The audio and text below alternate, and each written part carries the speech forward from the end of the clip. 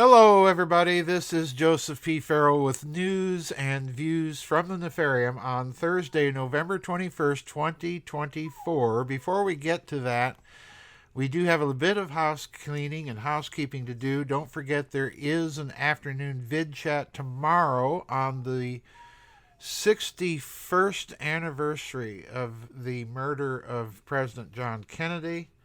I do have a little blog coming up tomorrow about that subject. But we are going ahead with the vid chat. That will be at 2 p.m. in the afternoon. I'll be in there a little early, probably a lot early, to make sure that things are running okay. I have some commitments tonight, and that means I'm going to be worried a bit more about the technical issues that I usually have to confront before putting up a vid chat. But I am planning to be there tomorrow. For our vid chat, there's no weather or anything of the sort. The only thing that could prevent me from being there would be some sort of technical issue. So we're on schedule. That means get your posts, comments, questions in no later than 10 p.m. tonight, U.S. Central Time. And remember, the timestamp that counts is the one on my end, not the one on yours. So make sure you get them in early. If not, we'll have to roll it over into the next vid chat, which will be in December. We will be having 3 scheduled vid chats, weather permitting. As usual, I'm taking a break for the last half of December and pretty much the first week and a half of January, through all the 12 days of Christmas, and then through my birthday. I'll be taking a short vacation. So we will be resuming after the last vid chat in December. We will be resuming in January. So make sure that you get your questions and comments in early. I did hear also from the publisher of the Rialto in Richmond. He is now telling me that the book might be done or out in early December. So cross your fingers, all of you waiting patiently for that book. All right, let's get to the story.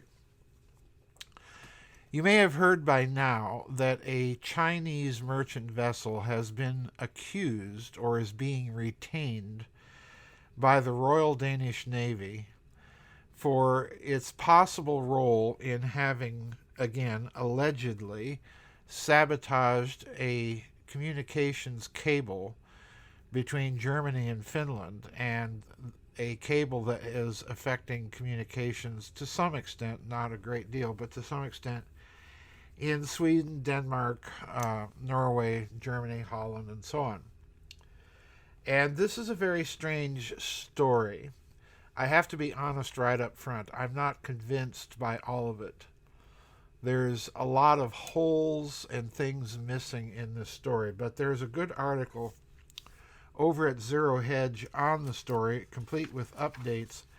I want to read some of the things from this article for you and then give you my 3 basic takeaways or high-octane speculations from this story.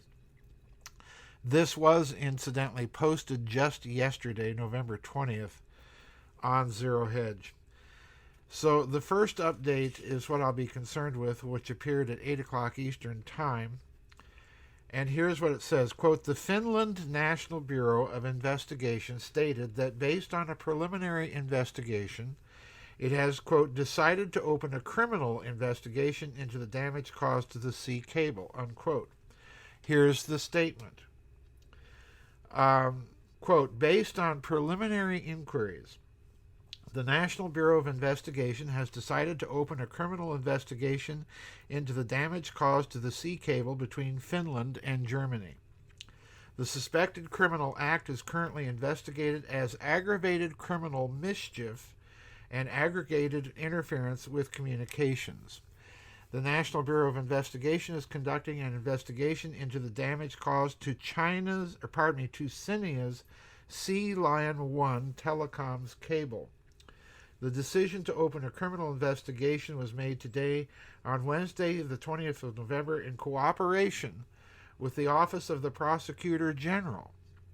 Cinea submitted a request for an investigation to the NBI on Tuesday, the 19th of November. At this stage, The suspected criminal act is investigated as aggravated criminal mischief and aggravated interference with communications, but these may change as the investigation progresses. The police will be releasing information on the progress of the criminal investigation at a later date.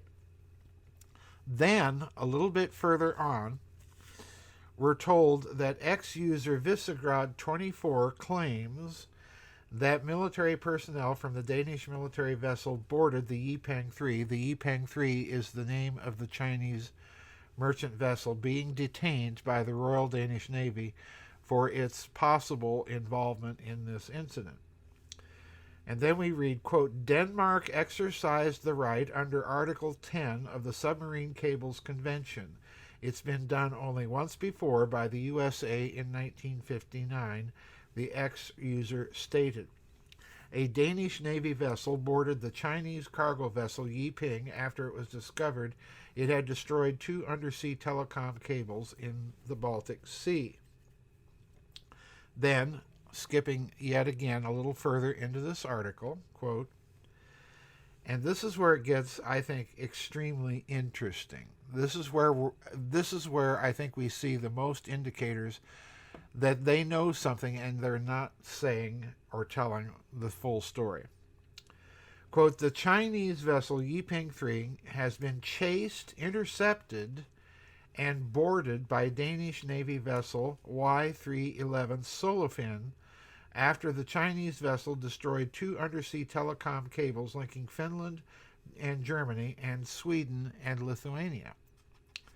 Now, I have to stop right there. That implies that the Royal Danish Navy was much further east and managed to surveil and chase this merchant vessel for quite a long distance. In other words, this vessel has been under surveillance for a long time. That's my first question. My second question is, why weren't the navies of Sweden and Germany, and for that matter, Poland and some of the Baltic states involved in the surveillance or chase of this Chinese vessel? Why Denmark? Now, it may be, as we might learn later, that the other nations in the region had their navies deployed in such a way that they weren't able to effectively do that. I don't know, but that's my point. We're not being told why the surveillance began, why it was turned over to the Danish Royal Navy, not to the Swedish, not to the Germans, and so on, which would be, you would think, the logical choices for it. So this raises some questions in my mind. Now to continue, quote, now get this. This is where, again, something is up, but we're not being told. Quote, the vessel sailed from Russia, and the captain is Russian. On Tuesday, Germany's defense minister called severing the Sinia Sea Lion 1 submarine cable acts of sabotage. Now stop again. Well, let me read what the German defense minister said, then I'll stop. Quote, nobody believes that these cables were severed by accident, unquote, Germany's Minister of Defense, Boris Pistorius, told journalists ahead of a meeting in Brussels. Pistorius said, therefore, we must state without concrete knowledge of who was responsible that this was a hybrid action, unquote, adding, quote, and we must assume without being certain that this was sabotage. The foreign ministries of Finland and Germany released a statement on Monday night warning, quote, our European security is not only under threat from Russia's war of aggression against the Ukraine, but also from hybrid warfare by malicious actors. Safeguarding our shared critical infrastructure is vital to our security and the resilience of our societies, unquote. So, my question is, how did they come to the conclusion that this was an act of sabotage so quickly? What's the evidence for it? And again, we're not being told. They're just already pointing the fingers at Russia. And interestingly enough, at quote-unquote malicious actors, unquote, who could be anybody, Russia, China, Estonia, who? That's the question here. So in other words, what I'm arguing is that the way this incident is being covered or treated, it's being treated as an act of hybrid warfare. It's being treated as an act of sabotage. Without any evidence being offered, they are pointing the fingers at Russia, and they have impounded a Chinese merchant vessel in Danish waters, in the Kattegat, the waterway between Denmark and Sweden, by the Royal Danish Navy, and we're not told what the evidence for any of this is. This is, to my mind, as dangerous and stupid and criminal as the Biden-Joe misadministration's authorization of the Ukraine to go ahead and launch missiles deep into Russia. Yeah, sure, we'll spark World War III. It's the people in charge of the West, my friends, are just absolutely nuts. Now, there's one final statement I want to read from the Wall Street Journal that is cited in this article at Zero Hedge. Quote, the likely motive behind this clandestine offensive is to spread panic, bind security resources, and increase pressure on Western governments by boosting political parties who are campaigning against the massive aid provided to the Ukraine, according to politicians, security, and law enforcement officials and intelligence operatives from several European nations and the United States, unquote. So, in other words, whoever did this, and again, remember that they're kind of coyly pointing the fingers at Russia and secondarily to China. Whoever is doing this, they're doing it to increase pressure on Western governments, supposedly in aid of boosting political parties campaigning against the massive aid provided to the Ukraine. In other words, Trump and the Republicans coming into office. And that's the explanation of all of this. And if you, like me, are listening to these quotations from the Zero Hedge article and just shaking your head in disbelief, join the club. There's too much here that is highly suspicious. But let's take the first view that this is indeed some sort of horizontal escalation by Russia. The problem with that view is, why would a Chinese merchant vessel be involved with it? And by the way, the only thing they need to do for these vessels to sever underwater cables is drop anchor and simply continue under some sort of propulsion and drag the anchor across these cables and sever it. That, it's about that simple. It doesn't require much planning. You have to have a vessel and anchor and so on that are capable of doing all of this. But my problem with this is the involvement of China in the operation. Why would China want to escalate a war that Russia clearly does not want to escalate?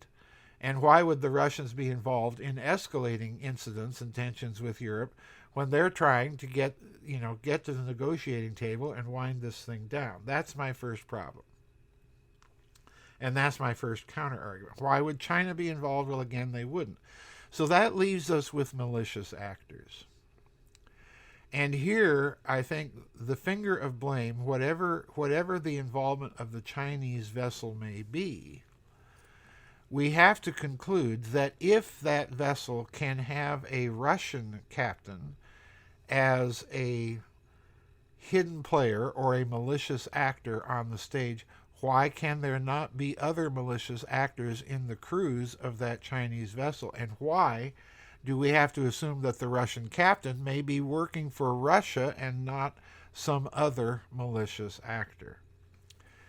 So I'm going with malicious actors at this stage, folks. I think that there is enough evidence on the part of the West's involvement in this whole mess in the Ukraine, going all the way back to its sponsorship of the coup that overthrew the Yankovic government in Kiev and brought in this anti-Russian cadre of, I'm going to call them what I think they are, banderists and neo-Nazis, that have made this mess possible. So I'm very skeptical, and I'm thinking that the malicious actor has some connection to the West. And if I were China right now, I'd be looking at the officers, particularly in its merchant marine, very, very carefully to discover whether or not all of these people are entirely trustworthy and decent actors. This is not to say that the Russians and Chinese wouldn't do anything like this.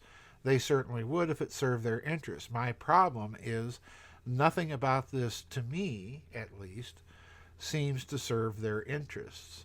So I'm suspecting other quote-unquote malicious actors. Rest assured, the people conducting this investigation will never tell us who. It's going to have to come from independent journalism. So that's it for today's news and views, folks. Don't forget, get your questions and comments in no later than 10 o'clock tonight. I do have a commitment tonight that will involve some complications, so I have a long night ahead of me, and keep your fingers crossed that we don't have any real bad technical issues to contend with. I'll see you in the vid chat tomorrow afternoon on the 61st anniversary of the murder of President John Kennedy. Bye-bye, everybody. We'll see you on the flip side, and God bless.